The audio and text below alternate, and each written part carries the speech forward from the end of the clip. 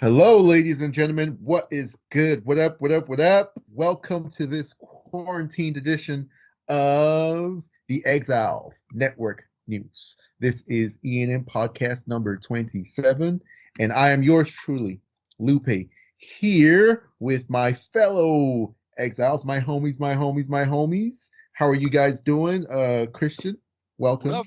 What up, yo? Hey, Surviving the freaking quarantine, man. How about Hey, you? yo, man. Like, we always thought would we survive the post-apocalyptic wasteland?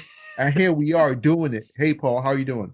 Good, man. So far, so good. No complaints. Actually, Nice. it's still enjoying the slower pace of life. Cool, cool, cool. So today we have a cool episode of ENN. It's going to be, a very laid back discussion. We have some topics. We're going to, loosely talk about them. We're just going to, shoot the shit. It's just a couple of friends talking, the three of us and you, the audience. So here's our rundown. We're going to talk about HBO Max. They have announced their launch date and their launch plans. We're going to delve a little bit into that. We're going to prognosticate. We're going to analyze. We're going to forecast all that good stuff. We're going to talk about some movies that have been postponed. Their release dates have been postponed. That's like pretty much everything that's going on across the board. We're going to talk about some key postponements and what that could mean. We're also going to talk about Dune. Dune, published a preview in the Hollywood Reporter, I think, with some pictures, and there was some talk about it. So we'll talk about these, and we hope that you guys will be entertained. So let's run it for the cardio. Let's start with HBO Max. All right, it's the streaming wars. They're here. All the studios are arming up. They're doing what they can because this is the face of new media. You either evolve or you die. And HBO Max is coming to the battleground, fighting for Warner Brothers, Warner Media Studios. This is their streaming service. So it's going to launch on the 27th of May.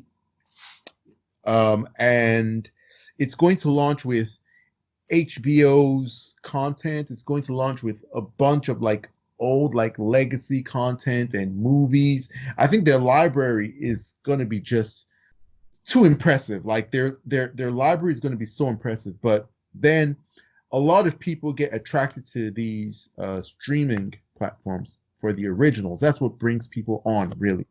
And so the originals that they have planned are a series called Legendary, and then they also have a series called Love Life. They have a documentary feature. It's in the style of the OJ Made in America series and the Last Dance Michael Jordan stuff and the Tiger King, and it's called On the Record. There is a series called Craftopia for kids. There's also a series of the Looney Tunes cartoons. And then there is a late show from the Muppets. It's called The Not Too Late Show with Elmo. And these are all going to be available at launch on May 27 for the price of $14.99 per month. So I'm going to ask you guys, like, does this sound exciting to you?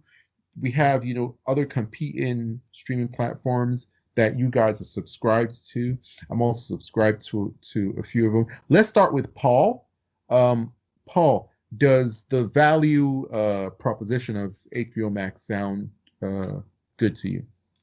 Not really. I mean, I've been kind of on the fence about subscribing to HBO with its current format. Hmm. I've been at times a subscriber. I sort of subscribe and then cancel and then go back, when there's enough episodes of a particular series I want to see. There's nothing new here that really excites me. Like when you look at their lineup of new shows, they just aren't targeted at my demographic. They're not things that excite me at all. And to be honest, I mean, the stuff that's going to be available day one doesn't interest me in terms of new content. When you look Mhm. at the library, I don't have enough time to watch the library I have, and a lot of those movies are HBO or are Warner Brothers movies that will be available here. But I own them in physical media. I I don't have time to go back and rewatch the physical media I want. So I guess, am I going to get value from having the ability to just stream it as opposed to have to stick a Blu-ray in the player? I don't necessarily think so. I mean, and to be honest, I appreciate the quality of physical media still. I would still rather take a Blu-ray with the sound and image that comes with it, with physical media, over what I get on a streaming service. The only thing that really interests me about the initial launch is having the whole South Park library available to me, to be quite honest. And that would be fun to go back and stroll through. But again, I don't have the time. So there's nothing here on launch that really incentivizes me to want to spend that money. Now, if they had something like they've announced some things that are coming down the road that could get there towards incentivizing me, and they've had great shows in the past. I mean, obviously Game of Thrones, Westworld are shows that are right up my alley interest-wise. I've enjoyed True Detective. The other one, The Outsider, is a good show. Just finishing up that. So, these are they definitely have the ability to produce content that interests me, but I'm underwhelmed by the opening day lineup. What are your thoughts on it, Lupe, Christian? What did you guys think? Well, I don't necessarily disagree with you here, Paul. It's tough because I'll start off by saying that HBO, just using them, a lot of their stuff is friggin' awesome. I mean, I love a lot of HBO stuff. Whether it's The Sopranos, Game of Thrones, Watchmen. I mean, and of course they get great movies. they'll get the first run at a lot of great movies. They'll get the first crack at a lot of great movies. So a lot of their series, I just think HBO to me just cranks out quality content. I finally in this quarantine have gotten a chance to take a look at like Chernobyl. To me, it's just incredible. So I guess if the stuff is going to be now available there, that could be something that could turn me on to the service. The second thing is the legacy content that they're going to be pulling from the Warner library. You're going back, like 100 years worth of movies with Casablanca and even stupid movies like Harry Met Sally. I don't know about you guys, but I like the Conjuring series. I think that's a really cool series. Yeah. And you'll get some other fun stuff like Detective Pikachu. And now some of the movies, like Paul said, I'm already going to have on Blu-ray or whatever on Lord of the Rings. And I suppose we're going to get a 4K release on that eventually. Wonder Woman, Man of Steel, those are all movies that I already have on Blu-ray. But to me, I'm actually much more interested in, if I were to get this service, in their legacy content and the stuff that they have going back through 100 years of history, and the HBO stuff, then even the stuff none of the stuff that's available at launch that you just mentioned, Lupe, interests me really in the least. And I took a look, and like the show College Girls from Mindy, there's a show that's being produced by Nicole Kidman, Crime Farm. There's really just nothing on it. That Anna Kendrick show, I don't know. There's nothing in here right now at launch that I'm taking a look at and saying, this I must have right now. I must have it. Even the elusive Snyder Cut that everybody talks about that could potentially be released on HBO Max first, I'd rather either get video on demand or I'd rather get physical media. That's not going to make me sign up for HBO Max because I'm going to get that on a disc. So that doesn't really make a change for me right now. As it is right now, considering the streaming services that I already have, I'm not going to sign up for this on day one. Keep an eye on it as time goes on, especially because of stuff like Big Bang Theory and stuff that's on there. Those are things that made me laugh. But like Paul said, I'm still going through old series now. And then there's new movies that I just caught up on 1917. Parasite. There's all kinds of stuff like that it's like, you know what, I don't know if I don't want another streaming service right now. So there's nothing on there that for me makes this a must-have at this very moment. I am keeping my mind open because that could potentially change. I tend to agree with you guys. The first thing is let me talk about this from the angle of the Snyder Cut, and I'll roll it into a more general objective analysis. So when Netflix first launched, they launched just with DVD titles, but when they became what they have become, they started with House of Cards. House of Cards was what attracted people to Netflix in large numbers in terms of legitimizing them as a content creator. When Disney started with Disney Plus, their flagship was The Mandalorian. That got a lot of people pumped. Very expensive, snazzy series, and that got people on board. So the question that I have, like when looking at this lineup, is what's their flagship original? What's the strategy here? Hmm. And so I look at the originals that they have, and I'm looking at the demographics that they're targeting. So Love Life is a chick flick series starring Anna Kendrick. Legendary is for the LGBTQ community. Then they have Craftopia for kids. They have Elmo's for kids. So it seems like they don't have anything that's serving the demographic of like, that demographic of either young men, middle-aged men, or all age groups, kind of like what shows like Game of Thrones do, shows like The Mandalorian, shows like House of Cards. They're not specifically targeted to one group, but they kind of attract a huge swath of people. They don't seem to have that, and that's where they're making a huge mistake as far as I'm concerned. I really think that if they had announced the Snyder Cut, that it would have been the craziest thing ever. I really think that they needed something with a little bit of shock and awe to usher in this new streaming service. There's a lot of legacy stuff on there that people are going to love and people are going to enjoy. But with streaming services, there needs to be a series or a piece of original content that is so magnetic and so undeniable that people sign up initially for the service. Then they explore it and then they begin to, thumb through the library. And they don't have any series that's going to do that. And I'm really curious to see if this strategy is going to work for them, because they seem to be, trying to target more women.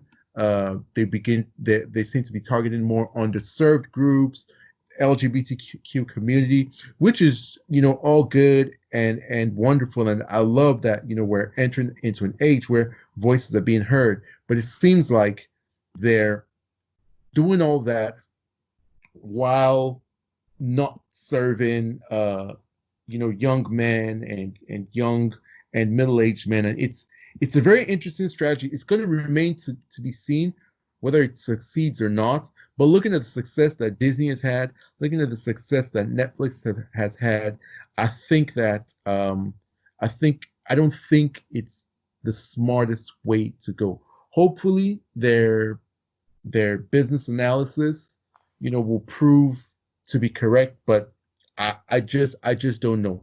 As for me, without the Snyder cuts, I'm not signing up for HBO Max. And I really love a lot of their legacy content. Like Warner Brothers has like my stuff. It goes but like until way back. Yes, absolutely. Like I love their stuff. Like my favorite directors, my favorite movies are on there. I love Looney Tunes stuff if you're talking about cartoons. But I'm not going to sign up for HBO Max until the Snyder Cut is announced to be released on there. And I'm not going to sign up for it until the month that it releases. Then they can have my money. They can have all my money and I'll be on there. Because they need to release the Snyder Cut. We've had this discussion many times. We don't need to go over it anymore.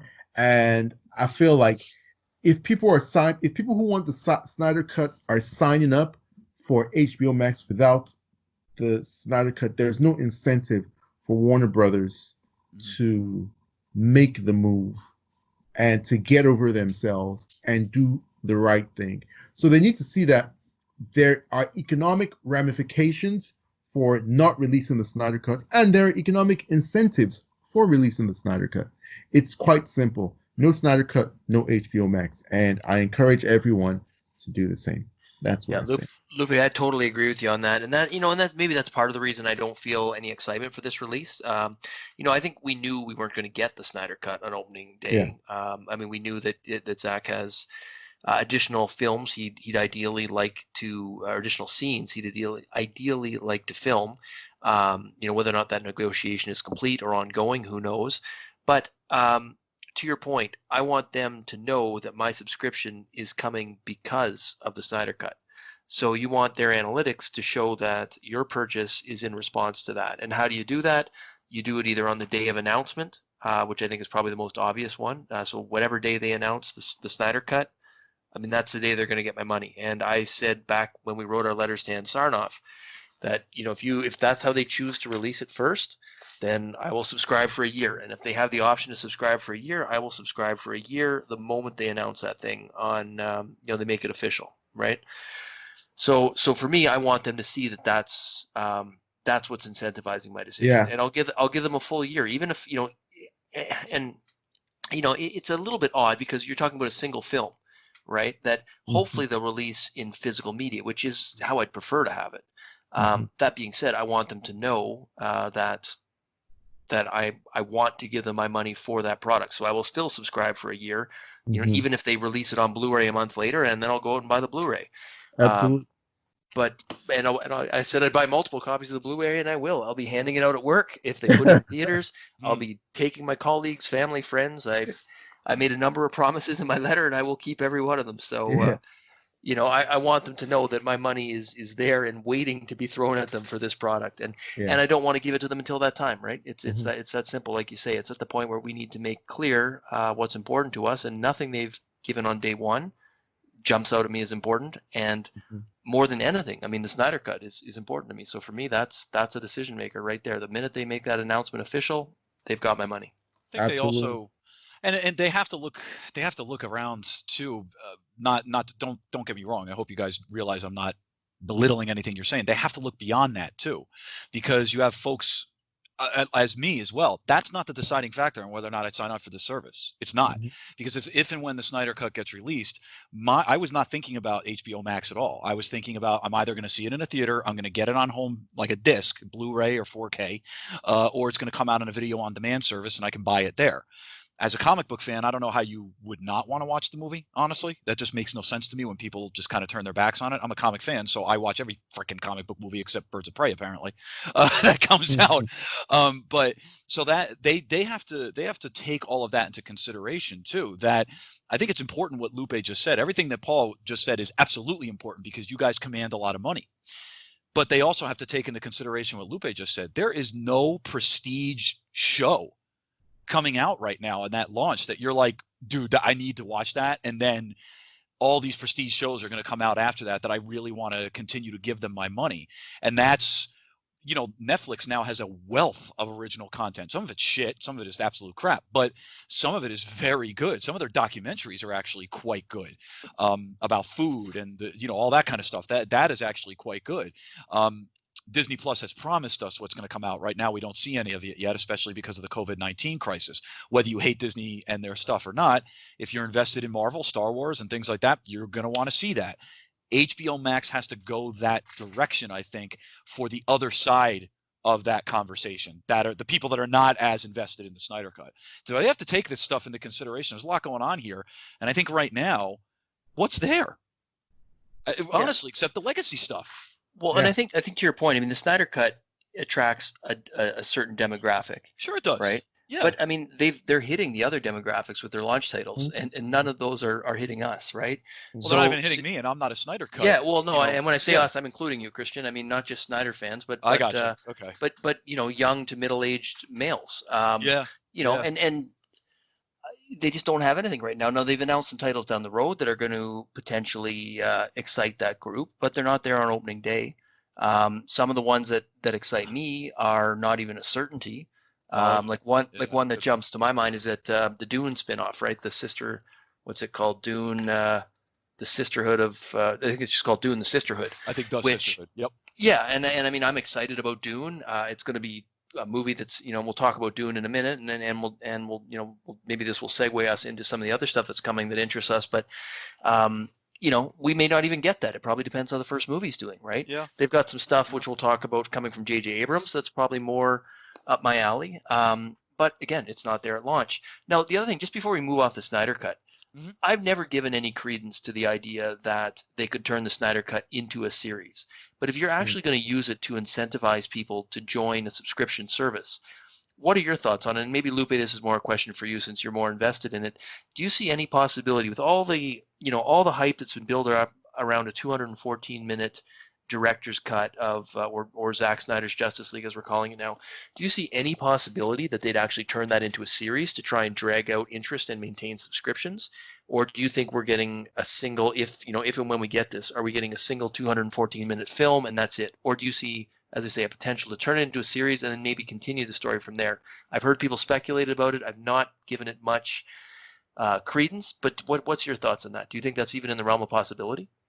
I don't think so. I don't think so. I think that Zach, he knows exactly what he wants to do. He's planned it. He's a very meticulous person. He's planned it. And I think he's going to do the Snyder Cut. And I really think he's going to exit stage left after that. I think that he has other things that he wants to do. He's a great filmmaker. He's not just a comic book, filmmaker. And you can see there are a lot of projects that he's been wanting to get to. Things like The Last Photograph, like Blood Meridian, like The Fountainhead. Like these are all things, passion projects that he's been working on for years. And especially like after all the stuff that happened with Warner Brothers. It seems like there'd be bad blood, right? Yeah. I think that he wants closure. He wants closure for the fans. And that's what the fans mostly want too, right? The fans want closure. We want for ourselves, for him, for everyone, right? For everyone, just closure, and I think that will be it. And yeah. Well, and from Warner Brothers' perspective, not only are they giving the fans closure, not only are they giving Zack Snyder and everyone that worked on that film closure, but they're also generating goodwill with an audience right now that is probably looking with through a somewhat jaded lens at their future DC slate. And it may not make you instantly love what they're doing with DC, because I don't love what they're doing with DC right now, but it maybe might make you less negative towards it, right? So I think there's a huge goodwill benefit to be realized by Warner Brothers for giving fans that closure and for giving Zack Snyder that closure. Now, would I love to see that story continue to whatever conclusion he had planned, maybe even in the form of a series? Obviously that would be years down the road, and it would depend on his interest level. Absolutely. But like you say, there's probably bad blood. I'm sure this has tainted everyone's interest in continuing. But from a fan perspective, boy, you'd love to see that series or that story continued to whatever the originally planned conclusion is. But I think at this case, everything in my gut and everything we've read, tells me that this is it. This is your one and done. Let's hope we get this the way he wants to share it with us, because you also hear rumors that Warner Brothers was willing to just take it in current form and dump it, which again I would have actually been okay with. Like if they gave it to us in current form, if Zach was okay with that, I would have been okay with that. Yeah. When we started this whole thing, I think, at least speaking personally, when this whole thing started, I went in with the expectation that we were looking at something that maybe was 70 to 80% complete from a VFX standpoint.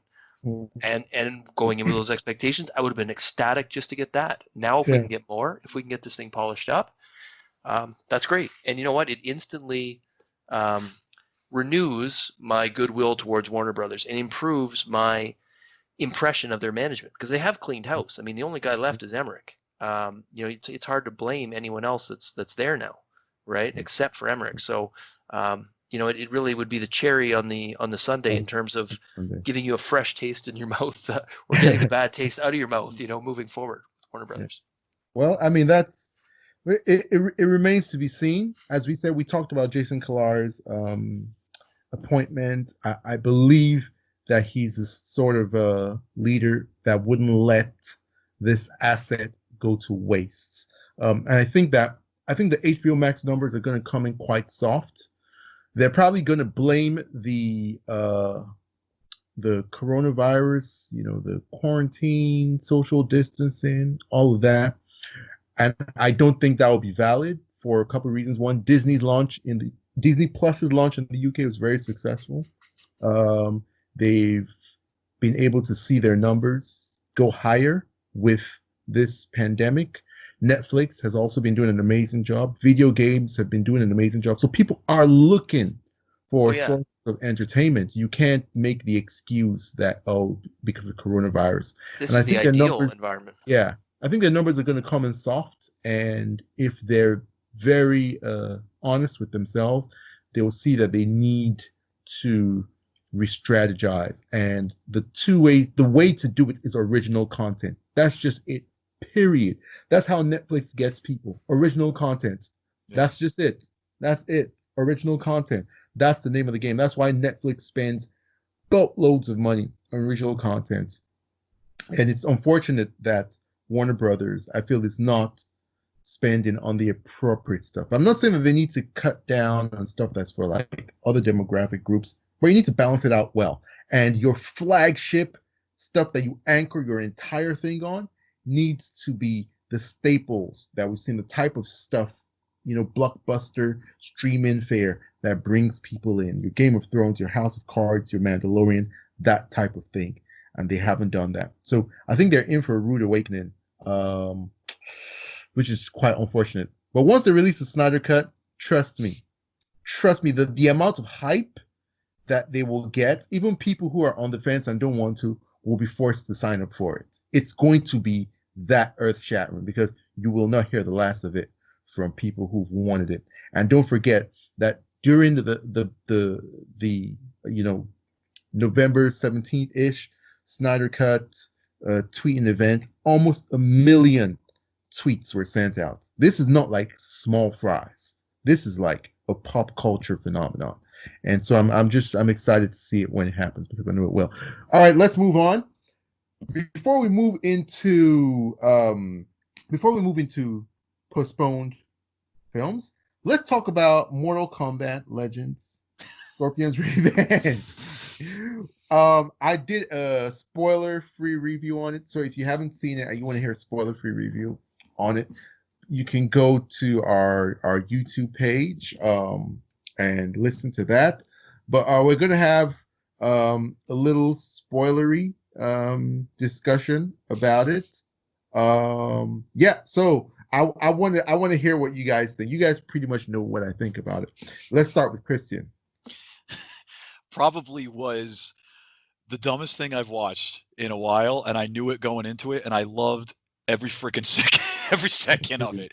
It was so highly entertaining. It was Johnny Cage was so Johnny Cage, and like Liu Kang was so Liu Kang, and Raiden was so Raiden, and it didn't really. The funny thing was it didn't really go too far out of the normal kind of like established Mortal Kombat storyline. So you kind of knew what was going to happen when you were watching. If you're into Mortal Kombat, you knew what was going to happen when you were going into it. But I didn't care. My wife and I found ourselves cracking up at Johnny Cage being a moron. We found ourselves a couple of times because they used the video game effects, like when they were cracking bones and things. Yeah. So we found ourselves going, like a few times and kind of giving it like, doing that. But it was highly entertaining. The voice acting I thought was good. Some of the character designs, like I kind of felt like Kano was whatever, but nothing that ruined it. I mean, what were you knew if you didn't? I'll put it this way: if you didn't know what you were getting into when you watched this, there's something wrong with you. Like you had to know what you were getting into when you were watching this. Highly freaking satisfying, highly entertaining. It's one of those things that I hope they make a sequel to it. I really do hope they make a sequel to it and make it just like this. You don't have to, a new story, of course. Give me a sequel to the story. And it looks like they ended it that way, because we got Shao Kahn and everything. Great way they could possibly go into a couple different directions, especially with Scorpion. Dude, I'm all in. This was a lot of fun. I'm going to watch it again. I'm absolutely going to watch it. I think one of the biggest compliments I can give it is that I'm going to watch it again. Yeah, I'm going to watch it again. I'm going to and dude, the fight choreography was savage. Like, dude, like what is going on? It exceeded my. I had high hopes coming in, and I was a little bit anxious that they wouldn't be able to live up to it, and they exceeded my expectations. Jesus, like the fight between Scorpion and Sub-Zero at the end. Oh, it's great. My brain was just, or when Liu Kang went all Enter the Dragon on Goro, dude. Or I loved Johnny Cage's hero's journey how he goes from this kind of like douchebag that people think like he's just like a stunt guy, a Hollywood guy, and then at the end he's like kicking ass, and then Sonya Blade is like, Yeah. oh my god, Sonya's like, you can fight. All like, right. Johnny Cage can fight. Like that was like the writing was really good because, as we know, the mythology of Mortal Kombat is very convoluted. It's a bit of a mess. So having to pare it down, make it all make sense, and then you're not just writing one person's story, you're writing something for a host of characters, different heroes' journeys, different story arcs across multiple characters. Because although it's titled Scorpion's Revenge, Mortal Kombat is about every single character having their own story within this massive outworld, tournament called Mortal Kombat. And like it's incredible. We're living in an amazing time. And I think it's a great strategy from Warner Brothers because this is one of their franchises that they've left dormant for a long time, and people have been like really upset at them. And it's what we talked about of Warner Brothers lagging behind in terms of understanding markets and how things are transitioning. Bob Iger saw the future. He saw that it was going to be about franchises, and you had to have these powerhouse franchises, and you had to, exploit them to the max. So he had, Marvel going, he had Pixar going, he had Star Wars, he acquired Star Wars, all that kind of stuff. And now Warner Brothers is reviving stuff like Mortal Kombat and The Matrix, and obviously they have their DC stuff, and now they have Dune, which is basically going to be sort of their version of Star Wars or Star Trek, more like yeah, that. I definitely say more Star Trek. Yeah, but I'm really happy. I'm excited to see the movie. Like what I said at the end of my review, which I'm sure you guys listen to because you guys support everything I do. That's heavy sarcasm. Wow. Did you feel that, Paul? Is that this series, this animated feature, it threw down the gauntlet for the movie. Like the movie better come hard. Like don't bring that weak shit here. Like don't. Like if you're coming with like weak sauce, like we don't want that. Like this went to the max. Like whoo. Anyway, Paul, what do you have to say about it? Yeah, well, Lupe, I don't know if I can give it any more superlatives than you just did, but I enjoyed it, and like Christian said, it was simple. It did have cartoonish dialogue, but it was enough to entertain me. The violence was the fight choreography, like you mentioned, was phenomenal, and the violence was outrageous. It was something for sure. Now, their ability to take damage and keep going was pretty legendary. Yeah, it was pretty legendary. But you know what? I enjoyed it. I mean, I would say that the dialogue was cartoonish. Johnny Cage in particular. I mean, I liked elements of it, but at times it reminded me of an old G.I. Joe cartoon. Yeah, I can see that. So this is. It was good. I enjoyed it. I mean, as long as you know what you're getting going in, it's a simple, ultra-violent cartoon. At first I was having trouble keeping the characters' names straight, but by the end of it, I think I had it down because it's been a long time since I've been into that universe. In terms of my recollection is really just playing the video game 25 plus years ago. So, and I was not a huge Mortal Kombat guy back then. I liked it, but it wasn't like my thing, right? So. This was good. I'd recommend watching it if you like the subject matter. It's certainly got some next level violence in it. Did that borrow from a movie with all the X-ray, slow-mo, bone-breaking violence? So the new video games, they do that in the new video games. Like if you do like a crazy hit, or like they'll bring up like an X-ray of the body and show like bones and internal organs like breaking and. That was a nice touch. It's actually a lot of fun in the game, bro. It's highly satisfying when you nail it. And I was impressed at the number of spines that came right out along with the braid or the head. Right? It was over the top.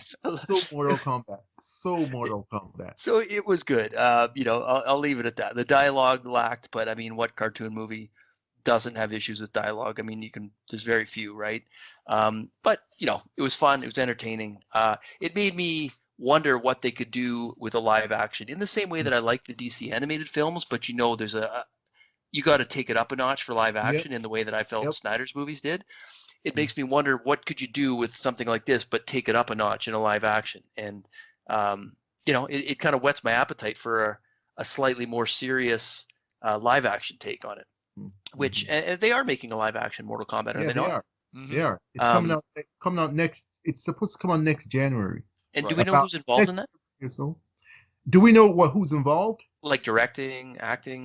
So the director is a first-time movie feature director, but he's done a bunch of video game commercials. They're actually like quite good. I think he understands the language, the visual language of the genre, which is very, very important, as we say. One reason why we love Zack Snyder. I think from the actors, there are a lot of Asian actors, which is very good. A lot of people who are like really good at martial arts. So it seems like we're going to have like some serious kick-ass martial arts. Now, I'm not sure what they're going to do in terms of the blood and the gore. I'm not sure the tone of it, if the tone is going to be quite similar to this animated feature, I think you have to. Yeah, I mean, you have to, right? It's the spirit of the game. It is. And as I said, what I like about it is one, you know what you're getting into, right? So you're not expecting it to be, some serious, highbrow intellectual. You're not even expecting it to be like Lord of the Rings or even like a Snyder movie, as serious as those are. And I like the fact that the only character that was comedic was Johnny Cage. Now his personality was larger than life and it was really big, and he filled up the entire production, but there weren't any other like funny characters. Sub-Zero was dead serious. Liu Kang was not a joker. Raiden was not a joker. Sonya didn't have a sense of humor. Jax had nothing to laugh about.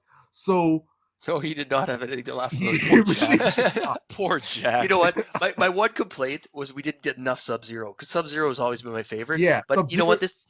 This movie made me like Scorpion and Raven a lot more than I ever did. I'll give it that. Yeah. I think that, as long as the characters who are supposed to be funny are funny and the ones who are supposed to be serious are serious, I'll be okay with the movie. Like I don't they can make it like a Lord of the Rings kind of, mythological serious thing, but they don't have to.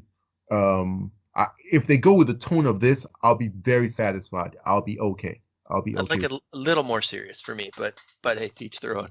Yeah. But so good discussion, guys. I'm glad you enjoyed it. I think they did a good job. I haven't heard any of the cast of the movie say anything about this. I'd really like to hear them chime in a little bit. That would give us a bit of a clue as to what they're doing in the movie. So if we hear anything from them, we'll be sure to discuss it on the next episode of ENN. So, guys, Paul, could you talk to us about movies that are going to be postponed? There's some big ones coming up. What's that front looking like? Yeah, well, I mean, the big announcement I think this week we had was regarding DC movies. So, predictably, we knew that Batman's production had been halted. I think they were 25% done filming when everything got halted due to COVID-19. So it was officially moved from June 25th, 2021 to October 1st, 2021. In addition, we have Flash actually getting moved up a little bit. It was previously August 1st, 2022. It got moved up to June 2nd, 2022. And Shazam 2 is now set for release on November 4th, 2022, after originally being set for April 1st, 2022. So that one got pushed back a bit, and that's getting close to Aquaman 2, which is scheduled for December 2022. So that was the big shuffling, I guess, of the DC slate. I think the most interesting news is obviously the Batman news, because that was coming up the soonest, and I think it probably, at least in my mind, it's the one I'm most curious about. I guess others might be interested in the Flash, which potentially could be, or even Black Adam. I'm not so much a Shazam guy, but hey, I guess it has its audience too. But I think personally that the move for Batman actually makes a lot of sense. I mean, when you look at what we've seen from Matt Reeves so far, in terms of the tone, and the rumored influence being the long Halloween, I think October just fits this movie better. This feels to me like an October movie, not a June movie. Not that I wouldn't have gone to see it in June, but it just fits, I think, in my mind, in October. Now, I don't know historically what the box office looks like October 1st or beginning of October. I'm sure it's not as lucrative as June typically is, but this doesn't feel so far like a big budget summer blockbuster. It just doesn't look like that to me. So that's my major takeaway from that. And now there were some other shufflings. I'll let you guys talk about Venom 2, which got an official title and a release date change. And then also we've got a couple of things that have been announced to go straight to either video on demand or streaming, which I can talk about in a sec. But before I do that, do you guys have any thoughts on the DC schedule? Anything you want to add on those films? Personally, it doesn't make any difference to me. I'm not hotly anticipating any of them, unfortunately, and they're not connected. So moving them around and shuffling them really means nothing in the bigger scheme of things. It's more of a topic of discussion and something to wonder and ponder about when Marvel moves movies, because they have all these movies that are interconnected and one story, feeds into the other, and you need to watch one to gain, further insight into another one. And it's also well connected that dominoes are falling along the way. But with DC movies, they can release Batman in 2050 and release Wonder Woman in 2031 and Flash next week, and it all doesn't matter because unfortunately they're not connected. That's one of the things that they lost. Unless one of those actually ends up being the Flashpoint they keep talking about, right? Wonder Woman was Flashpoint first, and now Flash is Flashpoint, and who knows if either is actually Flashpoint. Well, but we knew that's not going to happen. It's so like I really don't care, to be honest.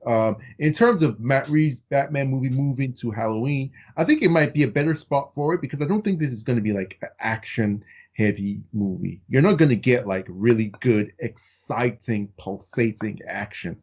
You're not. It's going to be more cerebral. I think it's going to be more slow-moving.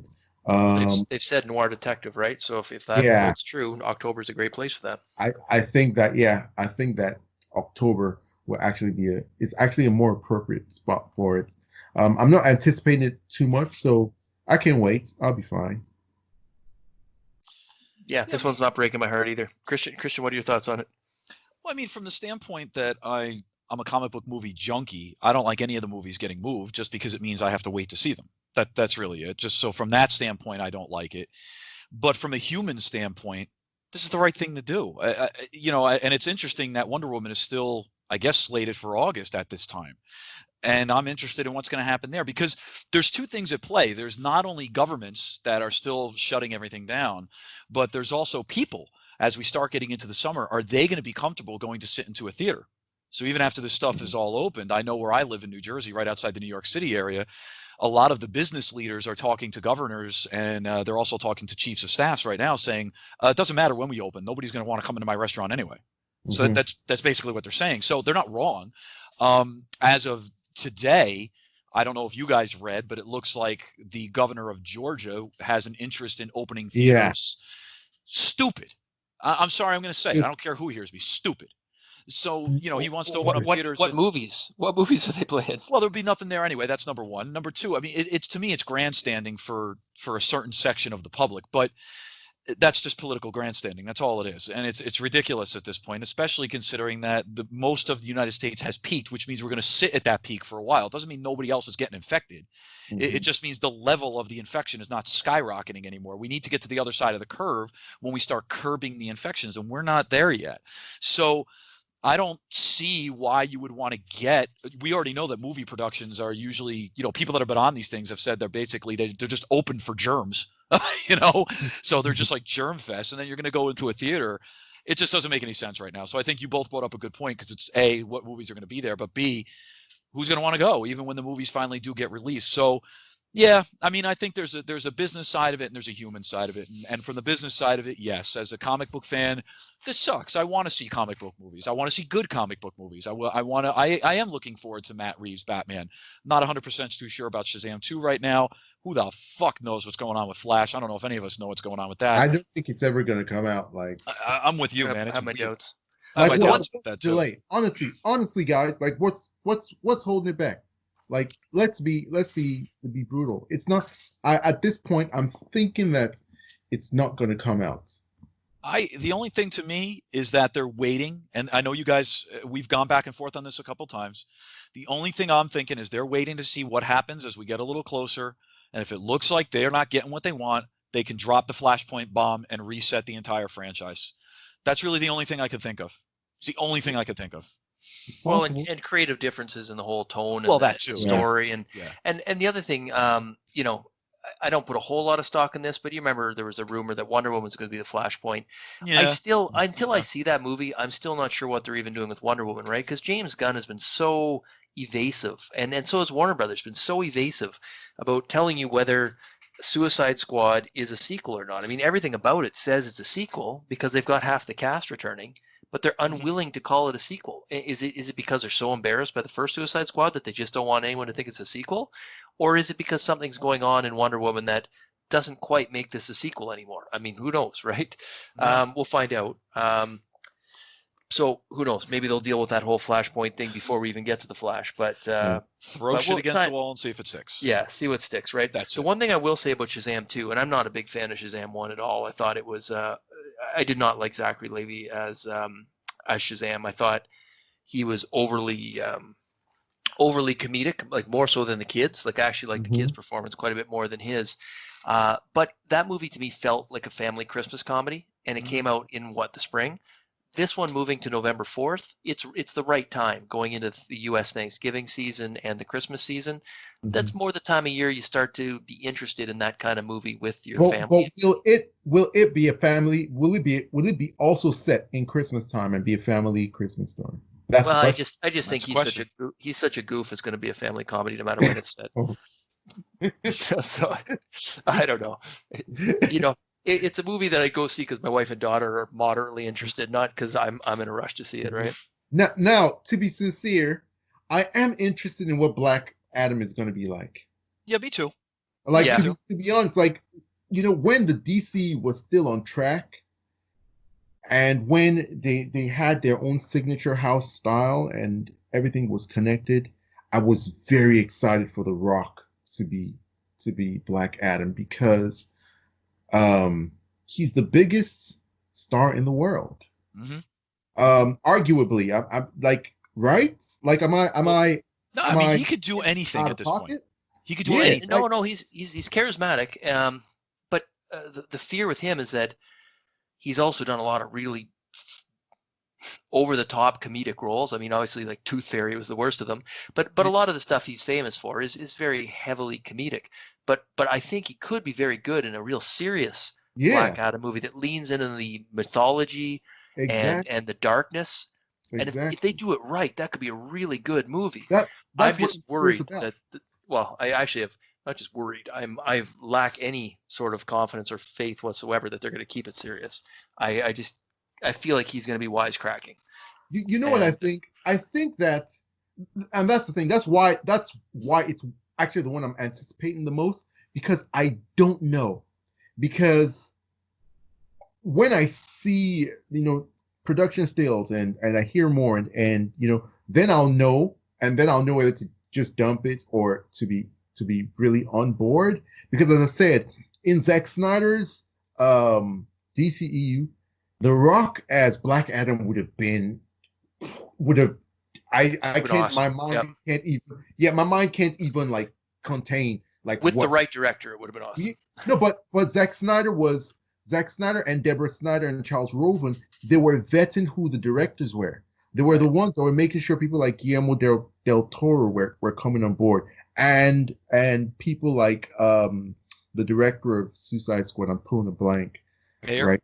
David Ayer were coming on board, and people like Patty Jenkins were coming on board. They weren't having goofy directors doing silly stuff. Rick Famuyiwa, people who, these are auteurs with like serious people, who went to make really crafty stuff, not just stuff for 10-year-olds that adults could also enjoy. They were trying to make stuff for adults that kids could also enjoy. So, I mean, it remains to be seen. I think it could go either way. One good sign for anyone who wants Black Adam to be more serious is that it seems like it's very divorced from Shazam for some weird reason. You're One, right. I've noticed that too lately. yeah, it's very divorced, weirdly, We'll weirdly get to divorced Shazam from. eventually, but not yet. Yeah, like it was like at first it was supposed to be Black Adam and Shazam. Then it seemed like he was like, nah, I'm good. Do Shazam, do that on your own. Then people were thinking, oh, Black Adam will make a cameo. He was like, nah, I'm good. So it might be that he's going with a completely different tone, completely different quality level. It's possible. That would be nice. Yeah, and it would go more hand in hand to what they've kind of chosen with the DC right now, where there's less connectivity. They're connected, but they're not. Loosely connected. Yeah, loosely connected. So which obviously it works and it doesn't work for them right now, does it? So it's we have to wait to. But you guys have seen already, especially the last few movies. We're all, even guys like me who isn't what. Let me ask that question before we move on to the next topic. The last couple, I shouldn't say the last couple, the last few ECU movies were supposed to be marketed to a guy like me, right? Because I'm an MCU fan, so I'm too stupid, right? So they're supposed to be marketed towards me. Why don't I like them? So something's wrong. Something's wrong. So I'm just throwing that out there. So whatever. I'm just saying. So they should watch it. I think that they probably look. You don't want to go back to the Zack Snyder model? Fine, don't go back to the Zack Snyder model. But there's something to be said about what Lupe is talking about here. Whereas, look, let the creator do what he has to do, and Marvel's doing their thing and they're doing it fine. Leave them alone. You try to emulate that, it doesn't make any sense. Make a good movie first. Make a good story and a good movie first. That's it. Worry about the connectivity later. Yeah. I just, my concern is they don't know what a good movie is. Like their idea of a good movie, they think Shazam and Birds of Prey were good movies. I guess, but I think it's not even. I think that they don't think of good movies in terms of having a standard. They're just thinking of what critics and bloggers like and what Rotten Tomato scores. But it seems like to them the number one thing is Rotten Tomato scores. Yeah, absolutely. Yeah, you're not wrong. Absolutely. That's not number two. It's not like, okay, so you have from what I've observed, you have three ways to go about making a franchise property. Are we going to do it for the fans? Are we going to do it for the critics, aka tomatoes? Or are we going to do it for like the mass market and get the biggest amount of money possible? So for example, let's look at different franchises and what they do. So Marvel, I can say that Marvel does, I'd say, biggest audience possible, makes gobs of money, also does it for the critics, and then fans, I'd say it's kind of 50-50, because if you look at some of their characters, they don't service them well. For example, Incredible Hulk, Spider-Man, Iron Man, those are characters that they actually like change them. Now you might like how they change them, but that's a different thing. So I wouldn't say 100% they do it for the fans. They just cast the widest net possible. Well, the other thing too is that because they were successful going after the general audience, they become so big that no critic is going to stick their own neck out and criticize one of those films, because they'll lose half their following. Even also fans just get on board because the gravy train is it's running smoothly. So even if they love the validation of their own opinion. Yeah, too. Exactly. So you get that validation. Everybody loves everything. So who are you to be like, oh, it's easy way to be part of the winning ruining team. Hulk, you're ruining Spider-Man. Everybody loves it. And to be sincere, fans are a very, very small group. Like, if you're one person who's like a diehard fan of something and love some sort of interpretation, if you go against, your voice just gets drowned out. And so maybe they're out there and I just don't know them. But anyway, then you have something like Transformers. Transformers definitely didn't get the tomatoes. Transformers also didn't actually get the fans, because a lot of like fans of the property didn't absolutely love what was being done. But in terms of wide audience, made like a lot of money. Shit ton of money. Shit ton of money. We're printing money out there. Then if you look at something like Zack Snyder's DCEU, did well money-wise. Tomatoes, absolutely horrible. Fans, I'd say half and half, very divisive. Some diehard fans love it, some diehard fans don't. But it seems like the studio, what they value. So what I like about Transformers is that they did not give a shit about what critics or whatever thought. They rode that Michael Bay train for 5 movies. Like they gave him his movies and let him do his thing until he rode it into the ground. And they were like, all right, now that it's not making billions, now let's try to switch it up and let's try something else. But DC, they had money coming in. Now, it wasn't making Michael Bay money because Michael Bay was making millions from the gate, but it was making a lot of money. And as I said, if you actually like break down the numbers, DC movies were making more money than Marvel movies in terms of pace. They were on pace to make more money than, like, if you're looking at, okay, the first movie, the second movie, the third movie, that sort of thing. They were making more money. But then they wanted tomatoes, and then they already had a locked-in fan base. They didn't give a shit about their fan base. They wanted general audience. That's where Warner Brothers is failing. And you know what? Especially with those first couple ones, like Marvel was, they were making movies about Iron Man, Captain America, but these were B-level comic book characters. Mm-hmm. And the X-Men are really, they with Marvel, it's really like the X-Men, and there's a couple of others that are really like a lot of people level. don't know that the X-Men are X-Men, Spider-Man, Hulk. Yeah, Spider-Man like, especially. Those are like the biggest Marvel characters. I'd say the X-Men, Spider-Man, Hulk, those are the biggest. Then maybe amongst fans, Daredevil. You can chuck Daredevil in there. I would argue for the people that grew up in the 80s and 90s, it was Spider-Man, Punisher, Wolverine, and X-Men. Those were the big ones that I remember. Absolutely. Yeah. And they've said that. Part of X-Men, obviously. Oh yeah, and Wolverine is, if they ever wanted money, they just put him into a book. They were like, okay, Spider-Man needs extra money, boom, put Wolverine in. And they just did that constantly. DC, holy shit, the Holy Trinity alone, between Wonder Woman, Batman, Superman, you should be able to do whatever you want and just print money with those. You should be able to do it. So yeah, what you're saying, I think makes sense, Lupe. Yeah.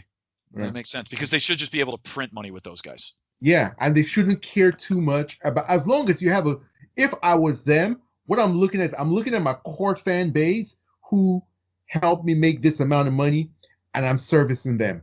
And because you made $800 million already, right? Yeah, you did. You made, so why are you changing things around? Like, it's only gonna get worse, which is what we saw happen with Justice League. And now they're gonna, release a Snyder Cut and egg on there. It's a mess. There were a lot of people that I spoke with. I don't represent the majority, and I know that, but there were a lot of guys that I spoke with that are in my groups and everything that were like, "Hey, man, I like my MCU and I like my DCU." It was that simple. Yeah. With the one side, we got one kind of story. With the other side, we got another kind of story. I was very happy with that.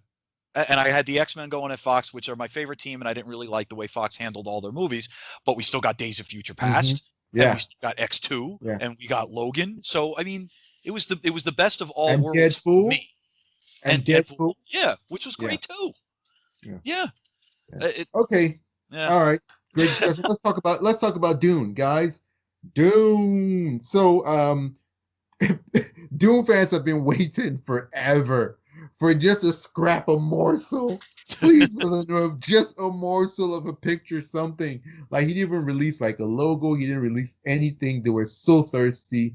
And then they got like a bunch of like pictures of the characters, of the world, the logo, some info on the story. So we have a pretty good idea of the tone and the look, the aesthetic that they're going for. I don't know too much about the franchise. Dune is not my thing. Growing up, I was like too young to hop on board the train.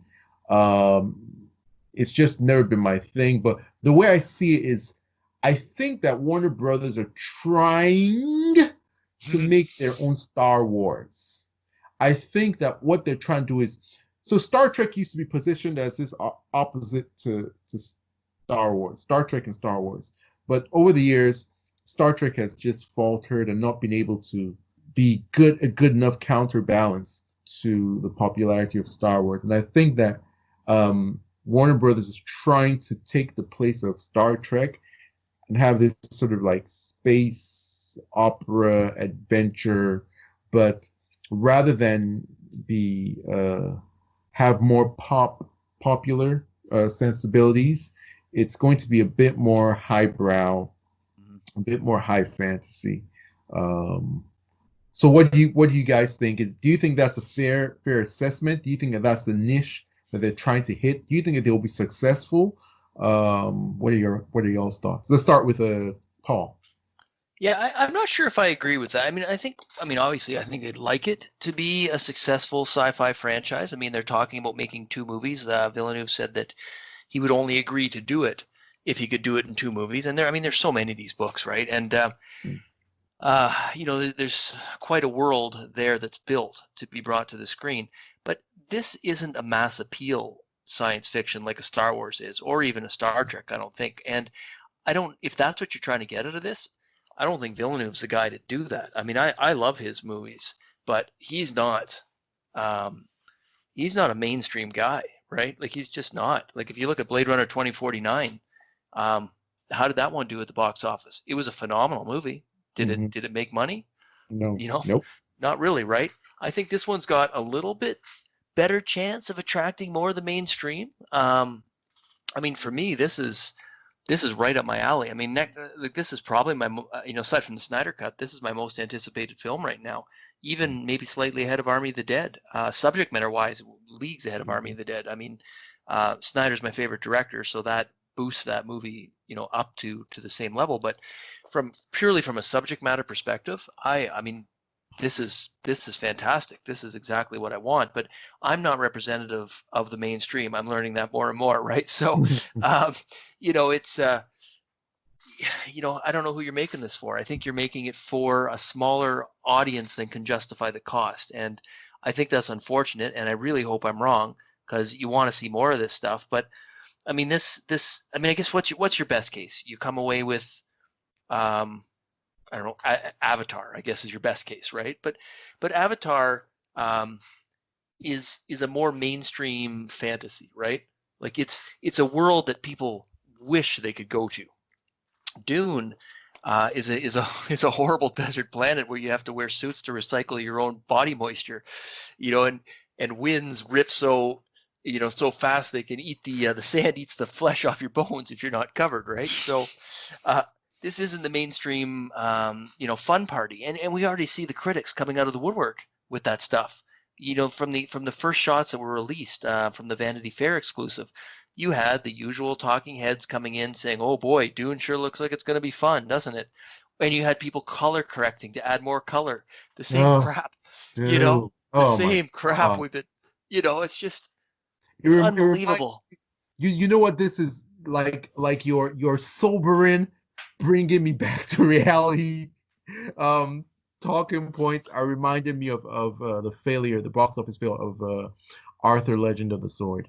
Yeah, it's the same shit all over again. Like, the fun police are coming in and saying, "Where's my fun? Where's my bright colors? This doesn't look like an action comedy." And I mean, if you know anything about Dune, it's not an action comedy. Now, I actually liked the original Dune. This for me was a childhood movie that I'm sure I saw at least a couple of times. It's etched in my brain, certain things like the image of Paul Atreides with his blue eyes and his nose piece. I can still clearly picture that. The what's his name? The Baron. I can't remember his last name now, but he was this giant lump covered in boils, like these pussy boils that still sticks in my head to this day. And the sandworms. I mean, they've got some iconic imagery in that film that still stick in my head, even though the story's not fresh. I mean, I remember the spice and it giving them some additional powers of sight, and their eyes go blue. And I'm sure that's going to be represented in this film. I'm not sure how faithful to the book the ones from the 80s, Dune from the 80s was versus this one. But I am actually, I just picked up the audiobook last week, and I'm just starting to listen. I think I'm on chapter 4, so I'm just getting into it. But I'm listening to the audiobook. Then I'm going to go back and watch both the original theatrical cut and the extended cut of Dune. I'm looking forward to doing all that. But how many other people are going to do that? How much of the MCU fan base that's younger than me, in some cases quite a bit younger than me, 20 years younger than me, are they going to have any nostalgia for Dune?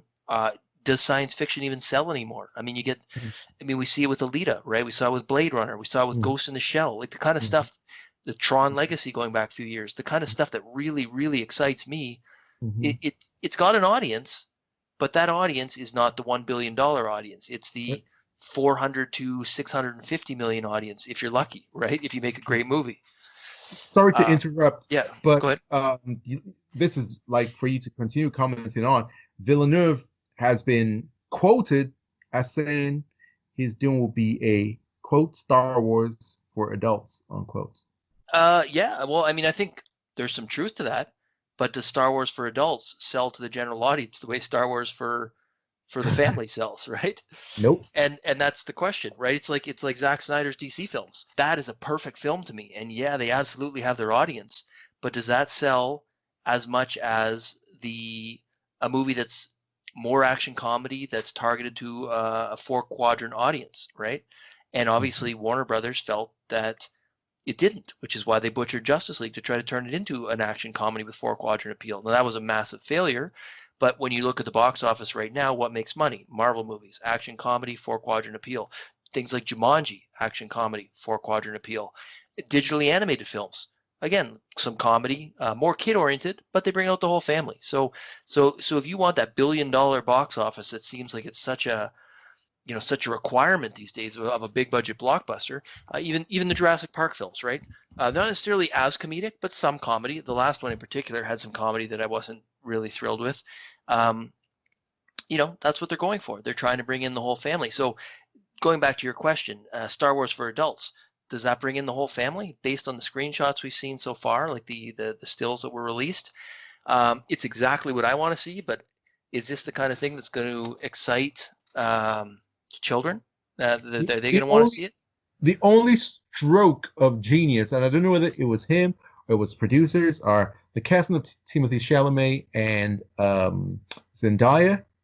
That is really good casting because all that stuff was trending on Twitter for a long time.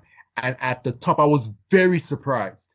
Dune is something that none of these kids know, but all of them were like, "Oh, Zendaya, oh, Timothy Chalamet, I love them so much." Like the stands came out exactly, the shippers and the stands, like the Tumblerinas and all of them, they came out in full effect, and they were super excited just because of the talent involved. So you also have people like Jason Momoa. So hopefully, you know what, Jason Momoa is going to bring the wives and girlfriends out. Exactly. So we can hopefully that gets people in there. But then when they get there, would they accept and be disciplined and mature enough not to expect this to be like some Marvel joke fest and some what they've turned Star Wars into? I hope not. I have my doubts, but I think there will be, as I say, I think there will be a big enough audience for this. And Christian, feel free to jump in. You haven't had a chance to get a word in here yet, but I'm just waiting for you guys. Yeah, no, but we'll jump in if you got something to say. But like to me, this feels to me like the kind of movie that's going to come in around 650. That's just off the top of my head, 600, 650 because of the big names. The fact that it's hard science fiction is going to hold it down a little bit. But to me, like I think to adults, this creates a realistic escape to another world, right? Which is what I go to movies for. I want to be immersed in a world I can believe that takes me out of this world into something fantastical, but does it with enough seriousness that it doesn't ruin the immersion, right? Where you can believe it, you can relate to it. But what is this commercial, when you see the trailers for this film, when they finally come out, is a 10-year-old going to drag their parents to see this film? And if the answer is no, then it's probably not $1 billion film. It might be a $600 million film or a $700 million film or maybe an $800 million film if it gets good enough word of mouth and great reviews. But the kids are the difference, I think. I mean, I could be wrong. I'm obviously not a box office analyst, but from what I see, what pushes movies into that massive territory, massive box office territory, is when it brings the whole family out. And I'm not saying I think everything should be a family movie. I mean, I've got a daughter. I love going to see movies with her, but I also like movies for myself that stimulate my mind and my interests and bring me back to, feeling myself like a kid again, but with more mature content that grew with me, right? And that's, again, going back to Snyder's films, that's what I was getting with his films. I was getting grown-up versions of the stuff I loved as a kid. Yeah. And that's what I want with Dune. I want a grown-up sci-fi that grew with me. And I'll share that with my daughter when she's ready. If she's ready when it comes out, great. But is it going to bring in $1 billion? Probably not. I'm just hoping it makes enough money that they go through with the sequel. We show the second part of the Yeah. story. That's And then, my greatest aspiration. and then we can escape with our DVD. Yeah, it's like, oh my God, how lucky were we to get that movie? You know, that's kind of what I'm hoping for, right? So Yeah. feel free to jump in, guys. What are your thoughts on it? I think, you guys are talking about $1 billion. I think the question is, Paul and I have talked about this numerous times because we're both old school sci-fi fans. Where is science fiction right now anyway? And while you guys were talking about this, the movie Ad Astra came to my mind, and how that was a very, Oh, I love that movie. oh, it's a beautiful movie. It's a beautiful film. It's a human film. It has a lot to say about our relationships with one another. It has a lot to say about the way we treat each other. And it cuts to the core of what science fiction is all about. But how did they market that movie? They almost marketed it like a space action fest because they showed those scenes. And a lot of people that went to go see it were confused when they went to go see it. Now, if you knew about the movie, and you studied the movie ahead of time and read about it, you knew what the movie was about. But I read a lot of people that were quote unquote disappointed afterwards by what they saw.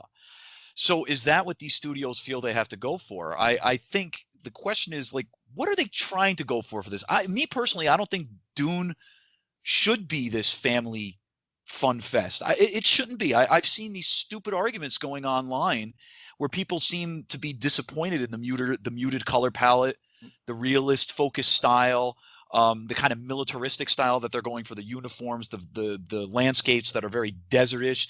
My answer to that is fucking duh. That's what Dune is. That's what it is. Dune is supposed to be. I mean, it's just, look, Dune is a masterpiece. It is a freaking at least the original. You're going back to the beginning. It's a masterpiece. Set in the future, noble families warring against one another. You got all kinds of multi-layered society, complex stories going on with politics, religion, technology, war, even mysticism is going on in Dune. So I don't understand the argument that's happening online. I'm watching it going back and forth. I think both sides have taken extreme views and they need to chill the hell out. But I think we also have to question what the studio's trying to go for here. If they're trying to make their version of a Star Wars, they're wrong. They've picked the wrong franchise, number one. And number two, you're going to have to twist it into a space opera-ish Star Wars in order to get to that point. And if that's the case, then you have bastardized what Dune is all about. And I don't like that. I don't like that. Christian, I think the studio is actually doing this the right way. And for some crazy reason, I think it might be Legendary. They seem to make good stuff. Someone at Legendary loves greenlighting great. Yeah, they love greenlighting great stuff that no one's going to pay for. And sorry, no joke. No, they're not a joke. Oh no, they're great. I love them. They're when I see that logo, I get instantly excited. You immediately know. You're in for something like that's just their wheelhouse. They love these. I don't know who works there. Like they love like mythological fantasy epics, and they love sci-fi, mind-bending thrillers and sci-fi. The guys who work, they have great tastes. Yes, they do. They have great taste. But is it? So one, that gives me some assurance that they're not going to try and make this a family fun movie, which is great. It should not be a family fun movie. Absolutely no way should this be family fun. But it also makes me worry for the financial viability of the film, because I've heard, and I don't know what the budget is, but I've heard it's huge. Well, I think we have to get to the point too, and that's a different story, by the way, what you're talking about with the budgets. I think there's two things. Number one, when did we get away from the narrative that a movie can just be okay? Like, why does every movie have to be a fucking $1 billion? Yeah. It's always got to be $1 billion. That's Jesus. That's like our conversation. Like, it sounds so reductive and so vapid, and because it's not going to make a billion. It's not going to. It's sports for nerds. I get it. It's really sad because if the budget of the film is $250 million, that's a lot. That's a lot. And let's say the marketing is $150 million. It's not times two, guys. Right. $150 million. For the biggest, most extravagant stuff ever. Then it will probably need to make about $700 million or $650-700 million to break even. And then profit on top of that, maybe like $800 to be about safe and it should be a success. But at this time, because of what Disney has been doing, studios, if it doesn't make $1 billion, they don't want to hear anything. They don't. And the reason why is because of investors. And that's the psychology of having investors and shareholders, because money chases profits. And so why would people invest in your studio if Disney is over there and they know that if they take their money to Disney, they're going to get a higher, profit, a higher return.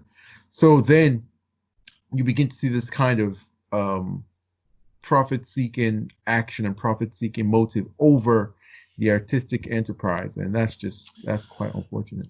Oh, hold your thought. Don't lose it. I think we tend to tear them down, especially because they're the biggest boy on the block and they're the biggest bully. But I do go back to a few years ago when Steven Spielberg made those comments, and he was 100% right. And I laughed at him then and called him a cranky old man. And now I've realized everything that he said was basically correct. He said, we're going to get to a point where there's going to be basically 3 studios. That's it. Everybody's going to converge. There'll be 3 studios, and those 3 studios will crank out tentpole, massive movies. That's it. That's all they're going to do. And he said any other filmmaker that's going to want to make something small, that's going to want to make something sci-fi, murder mystery, film noir, take your pick. He said basically they're going to have to go to some other sort of service, or they're going to have to rely on the art houses. And that now has become streaming. Yeah, that has become absolutely. It's interesting. It's, again, like I said, we blame them because they're the biggest boy, but the only ones that are going to wind up going to be being left are going to be them, Warner Brothers, and maybe one other biggie. That's it. Well, and I can say from personal experience, I mean, what gets me to a theater is if my daughter and wife want to go see a movie. I get it. Yeah, I mean, otherwise, I'm sneaking out on a Thursday night by myself, right, to go watch, which sounds so dodgy. Well, that's literally what happens, right? Like when I go to see a sci-fi movie, like when I went to see Blade Runner 2049, when I went to see Ghost in the Shell, even when I went to see Justice League and Star Wars, I mean, I go opening Thursday night by myself after my daughter's gone to bed. And then, for the ones that I think my family would be interested in, I buy tickets for Saturday as well, and I take my wife and daughter on Saturday. But, I mean, I'm not taking them to Ghost in the Shell. I'm not taking them to Blade Runner 2049. I did take them to see Star Wars. Not taking them to Dune. And, well, maybe. You know what? My daughter liked Matrix. I might be able to sell her on Dune if I start now. But, yeah, no, it's unlikely, right? It's unlikely. So, it's hard to compete with that. So I guess what I was going to say is, from my personal perspective, I can see why things are going that way. And where I think the future for these type of things is, especially for something long format like Dune. I mean, you could do an incredible prestige series on HBO with a good, if you had the right budget. Now, would you love to see Dune done with the kind of budget they're making it with? Absolutely, right? I mean, to bring a world to life, you want the biggest budget. But will we be able to support the biggest budget and still maintain the spirit of the source material that fans like so much? And that's the question. We're going to find out, right? Yeah, so, and just to piggyback off of Christian's point, like, some of these changes that we're seeing are not so nefarious in terms of flaws in the economic landscape, in terms of having a company that's near a monopoly that's causing all of this disruption. It also has to do with just like structural changes. So we're entering a time in which, like, every one of us has a good television that gives us a good home cinema experience. We have like surround sound. Like, you don't have to be a multi-millionaire to afford a good home cinema setup. It might not be the best thing ever, but for smaller movies, pretty good. Smaller movies, you don't need a massive screen and booming 7-channel surround sound system.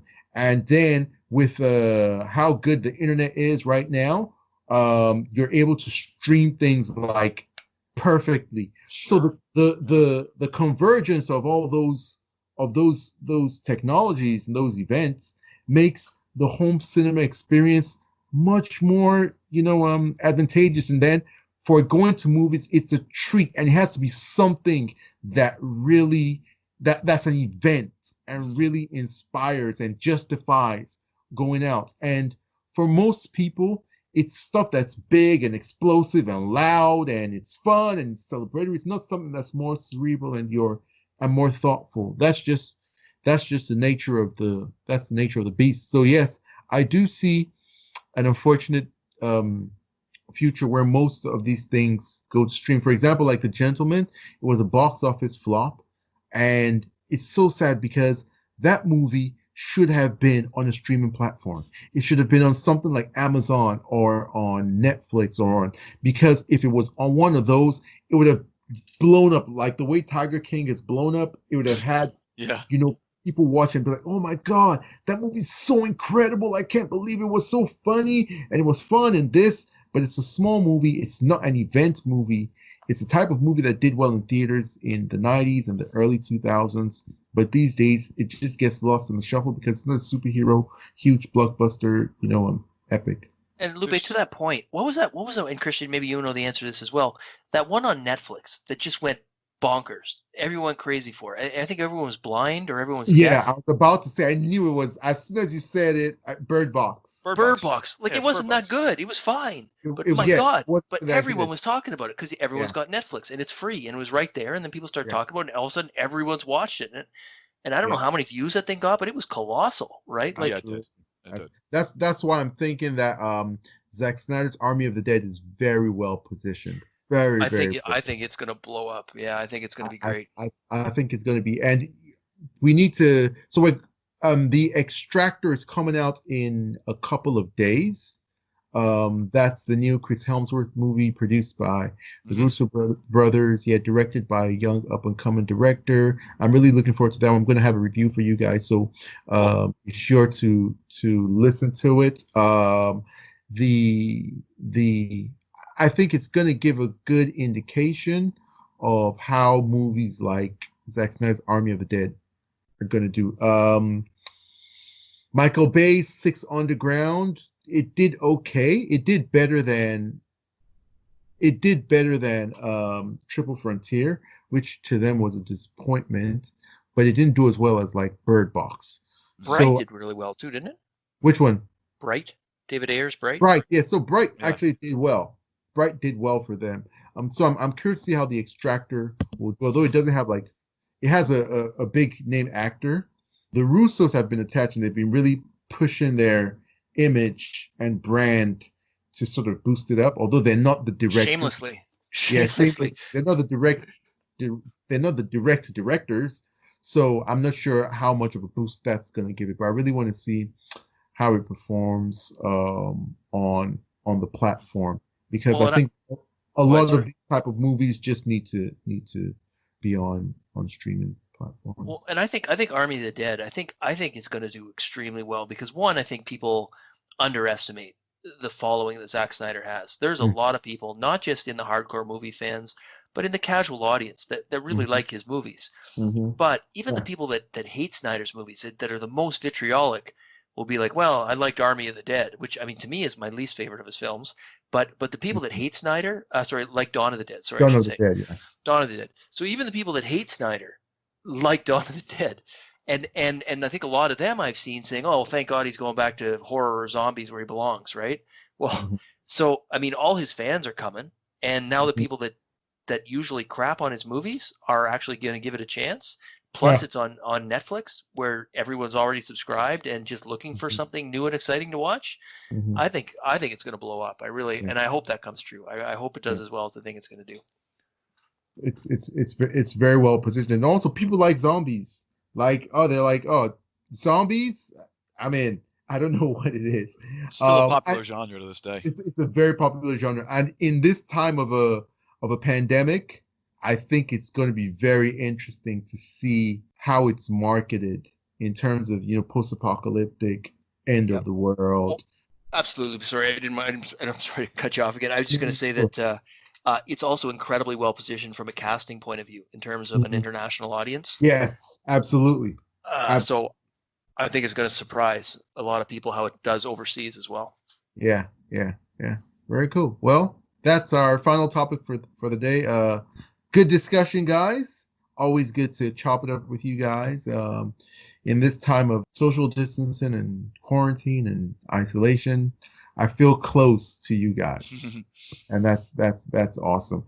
So to our audience out there, you guys stay safe. Remember, take this take the coronavirus very, very seriously. The more diligent and serious we are about it, the quicker we're going to, be able to put this behind us and begin to rebuild and begin to to move forward. The less serious people take it, the more lackadaisical and undisciplined people are, the longer this is going to stretch for. So I trust that our audience is a very intelligent and responsible audience. So you guys stay safe and do the right thing. Guys, outros. Christian, say goodbye to the people. Tell them where they can find you.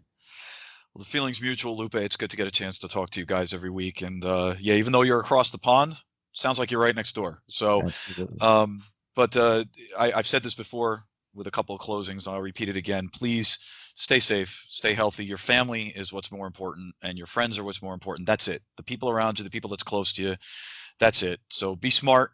Don't affect anybody. Don't get infected yourself. And hopefully we're providing a little bit of a distraction during what is very difficult times for people. So if you want to talk to me about movies, you can reach me both on Instagram and Twitter. I'm at the same place, chart6363. All right. And Paul?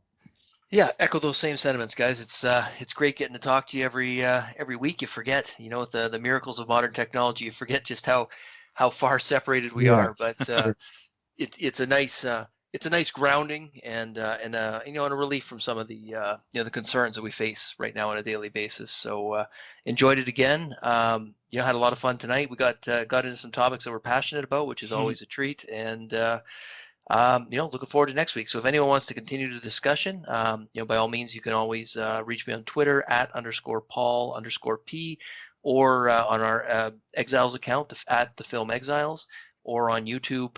Leave a comment, and one of us will jump in and reply. Yeah, sure thing. And I have been yours truly, Lupe. You can find me on Twitter at @LiveLoveLupe. You can find me on Vero, also at @LiveLoveLupe. And until next time, stay exiled.